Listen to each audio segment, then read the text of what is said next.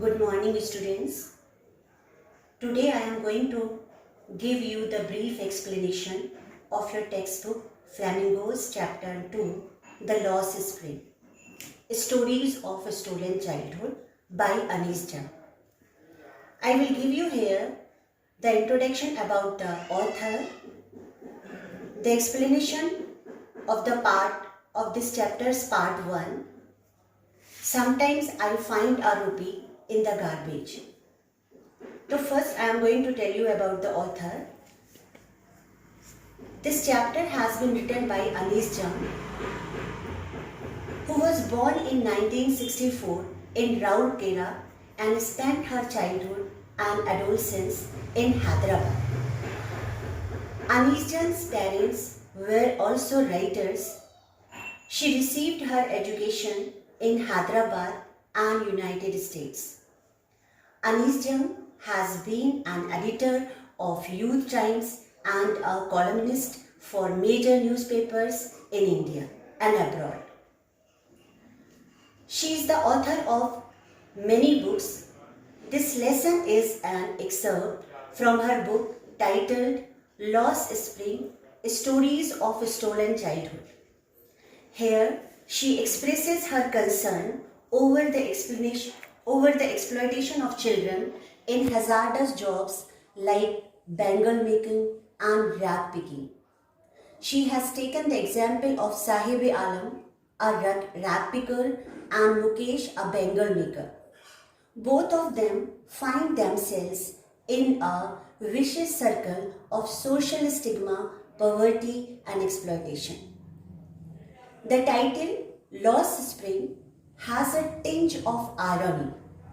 As we know, spring is the best season of a year, being full of color, fragrance, and freshness. The same, the childhood of human is often linked to spring as it marks the beginning of human life and has a tremendous scope for growth. But ironically, both the accounts, like Sahib-e-Alam and Mukesh, which deal with the life of two boys, Sahib and Mukesh, experience no spring in their lives, for their childhood is consumed in making a living. Education, play, and pleasure are not for them. They must work to support themselves and their families. Now I am going to give you the brief explanation. Searching for gold in the garbage. Anis Jam comes across Sahib every morning. He can be seen scrounging for gold and garbage dumps. He came from Dhaka. He does not even remember his old home. He does not go to school. There is no school in his neighborhood. His full name is Sahib-e-Alam. It means Lord of the Universe. But poor boy, he does not know what it means. He roams about in the streets with his friends. They are an army of barefoot boys. They work in the morning and disappear at noon. They live in a perpetual state of poverty and can't afford even shoes. Other young boys wear shoes, but most of the rag pickers like Sahib remain shoeless. Most of these rag pickers live in Simapuri. Simapuri is a place on the periphery of Delhi. There is no sign of any development and progress here. The houses are of mud. They have roofs of tin and tarpaulin. There is no sewage, drainage or running water. More than 10,000 rag pickers have lived there for 30 years. They came there from Bangladesh in 1971. They have no identity or permits. They do have ration cards that enable them to vote and buy grain.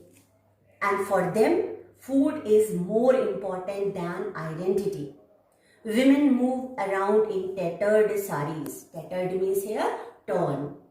Childhood here. Survival means in Simapuri, that is rag picking. Children grow up in poverty and dirt. They become partners in survival. Survival in Simapuri means rag picking. Through the years, it has acquired the status of fine art, means they have made themselves so skilled in picking the garbage.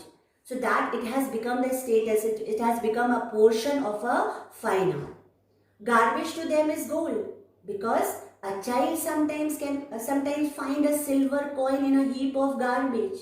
There is always hope of finding something more. Garbage is wrapped in wonder for children, but for elders it is a means of survival. One morning the narrator sees Sahib standing by the fenced gate of a club. Two young men dressed in white are playing tennis. Sahib is also wearing tennis shoes. They are discarded shoes of some rich boy. He refused to wear them because of a hole in one of them. For Sahib, even shoes with a hole is a dream come true. Now Sahib works in a tea stall. He gets 800 rupees and all his meals.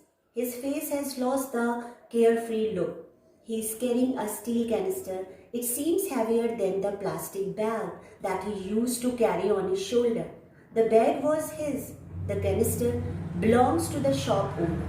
Sahib is no longer his own master. Now students, I will give you the explanation of some phrases, important phrases and sentences which have come in the chapter. The first is Sahib-e-Alam.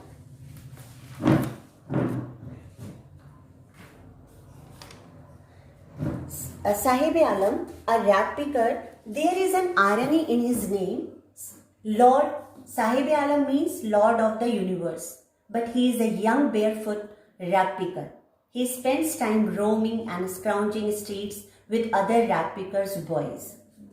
The next one is Simapuri is a place on the periphery of Delhi, yet miles away from it. What does it mean? Simapuri is the settlement of over 10,000 rag pickers who migrated here from Bangladesh in 1971. It is on the periphery of Delhi, yet it is miles away from it. There is no sewage, drainage or running water.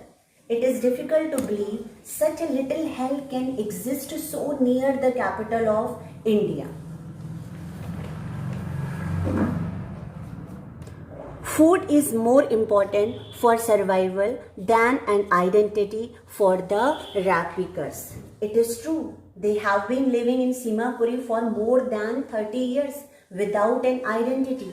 They had to leave their beautiful land in search of food. Wherever they find food, they pitch their tents. So means food is more important rather than their identity. They don't want to have an identity who they are, from where they have come. But they are satisfied, they are content, they are getting food. Next, even shoes with a hole is a dream come true. Sahib, a poor rag picker of Simapuri, remained shoeless. Most of such children remained shoeless in Simapuri. Sahib got discarded shoes of some rich boy.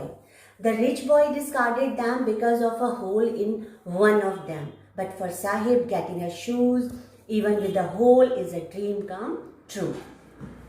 Here some important words are scrouching. Scrouching means searching for. Amidst, in the middle of. Mutters, to speak in a low voice. Glibly, speaking or spoken in confident way but without careful thought or honesty. Bleak here, empty. A periphery, outer area. Acquaintance, slight friendship. Tattered torn. Transit home, a temporary home. Barefoot, wearing nothing in the field. Now you will have to go through the lesson by yourself, reading, listening again, and tomorrow I will give you the question answers of that lesson. Thank you.